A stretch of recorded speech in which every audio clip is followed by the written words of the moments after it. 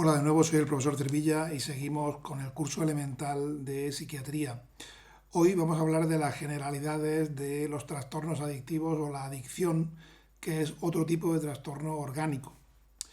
Los trastornos adictivos, como su nombre indica, pues son aquellos en los que se produce una dependencia, una adicción habitualmente a una sustancia o a una conducta.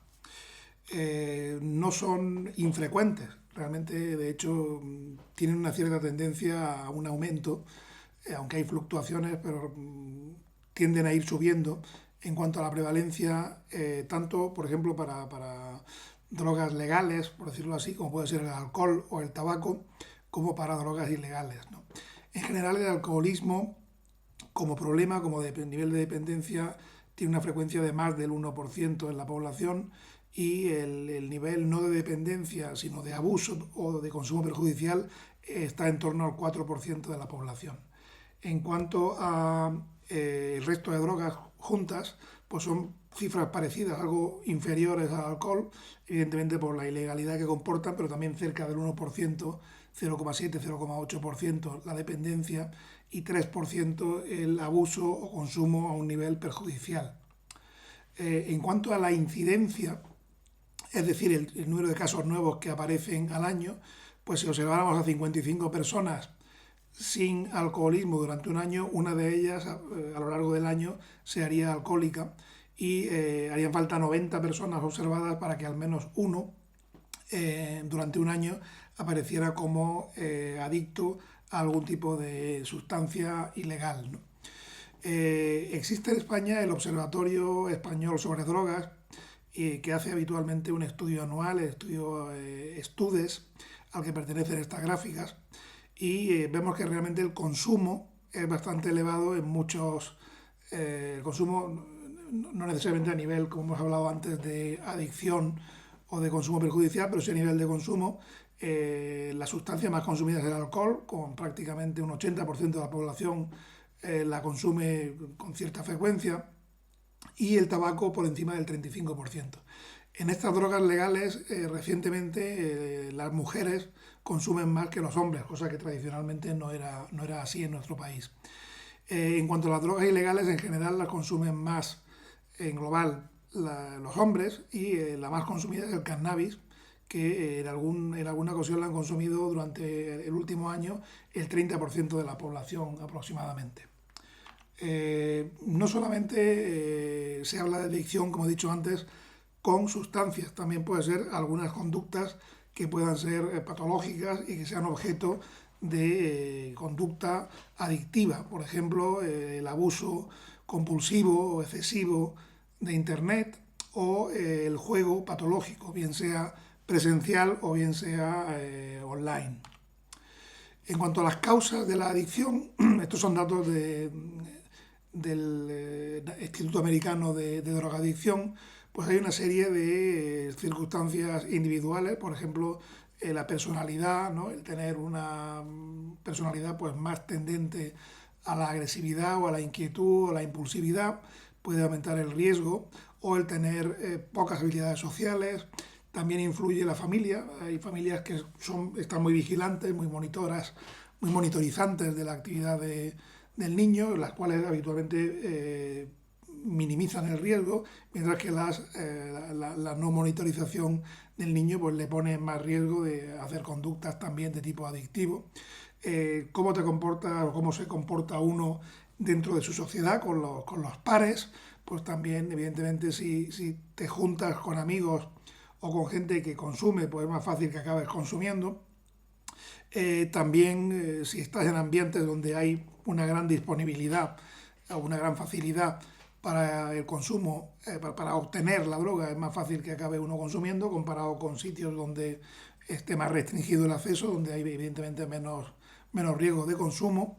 Y a nivel social, pues también la pobreza o las dificultades o el no tener una perspectiva de futuro, pues puede hacer que tengas más riesgo de consumo.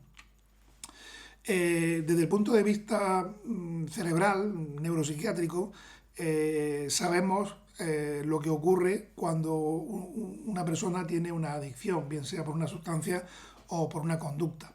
De hecho, tenemos un sistema cerebral que lo tenemos todos y que está ahí para recompensar determinadas conductas. Por ejemplo, la comida, lo cual está recompensado y da placer porque es bueno para el mantenimiento del individuo, o la actividad sexual, que está recompensada y da placer habitualmente porque es interesante para el mantenimiento de la especie. O sea que el sistema está ahí de manera natural para primar, para recompensar conductas útiles. Si en el tipo de vida que llevamos, pues consumimos una droga o alcohol o una conducta que nos resulta placentera, pues activa este sistema.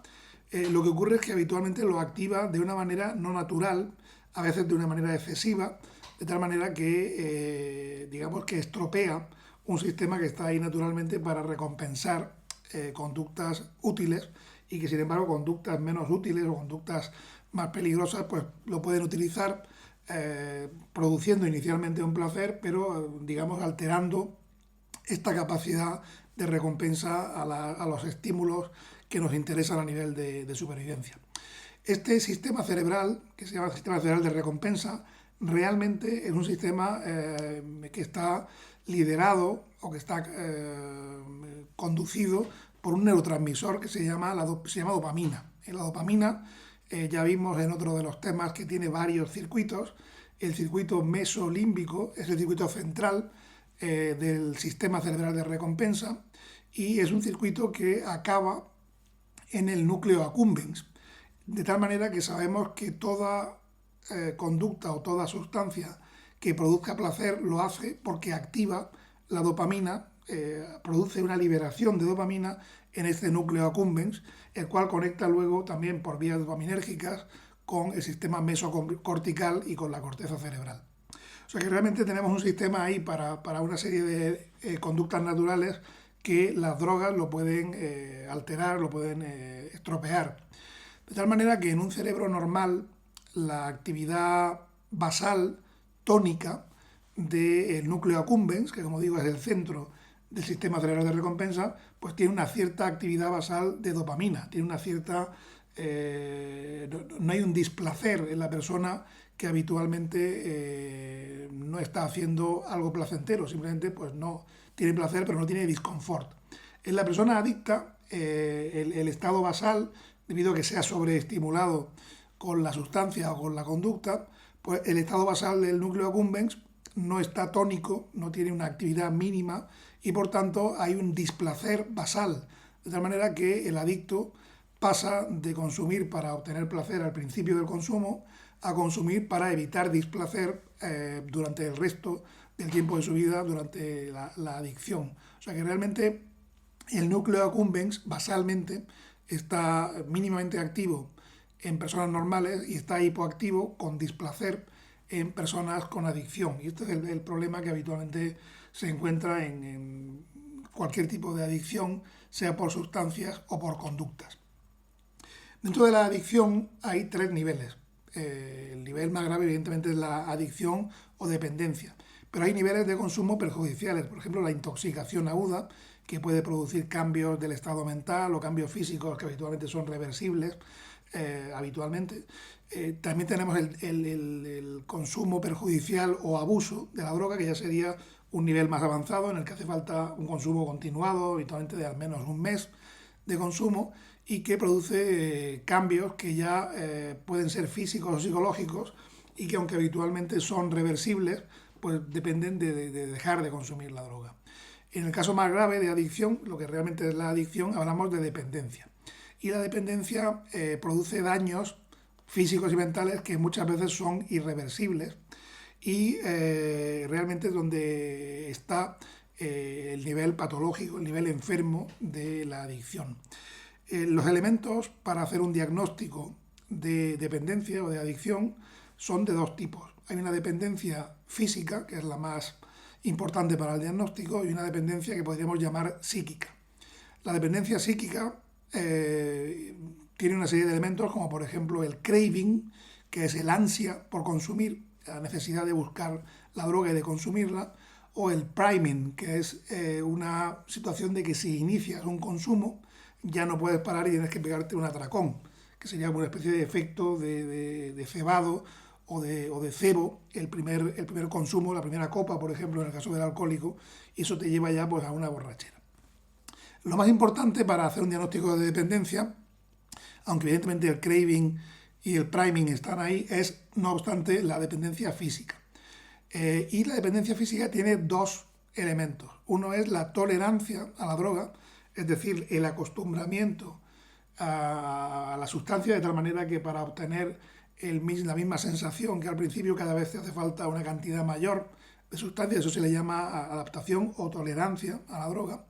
Y también el otro elemento de la dependencia física es la abstinencia, es decir, el síndrome de abstinencia que ocurre cuando después de un periodo de consumo se corta de manera abrupta el consumo. De tal manera que si una persona está consumiendo una droga y de pronto se le corta, pues habitualmente tiene un síndrome de dependencia o un mono, que se dice en términos coloquiales, que implica pues, una serie de disconfortes, sobre todo físicos, temblores, sudoración, etcétera, pero también psíquicos, y que como hemos visto se basan realmente en una hipotonía de la actividad del sistema cerebral de recompensa en sus niveles de dopamina en el núcleo accumbens. Desde el punto de vista psiquiátrico, toda adicción, aparte de la propia enfermedad adictiva, suele conllevar alteraciones psicológicas y muchas veces las lleva a un nivel patológico, a un nivel de enfermedad. Cuando ocurre una enfermedad mental con una adicción, se le llama patología dual, porque hay dos esferas psiquiátricas alteradas. Se puede producir prácticamente cualquier patología mental y de hecho se produce con más frecuencia en personas con adicción, por ejemplo, síntomas psicóticos, algo que ocurre típicamente con el consumo de cannabis, de anfetaminas, de éxtasis, de cocaína, etc. También se producen trastornos afectivos, sobre todo depresión, como ocurre en el caso del consumo crónico de cocaína, o como ocurre con el cannabis, en un tipo de depresión larvada, parecida a la distimia, que se llama depresión o síndrome amotivacional. La cocaína, en el momento agudo de consumirla, puede producir éxtasis o manía, lo cual también es una alteración afectiva. Y prácticamente todas las drogas pueden producir ansiedad. En general, cuando ocurre cualquiera de estas alteraciones psiquiátricas con la enfermedad adictiva, con la adicción, pues al paciente se le llama un paciente que tiene patología dual en términos psiquiátricos.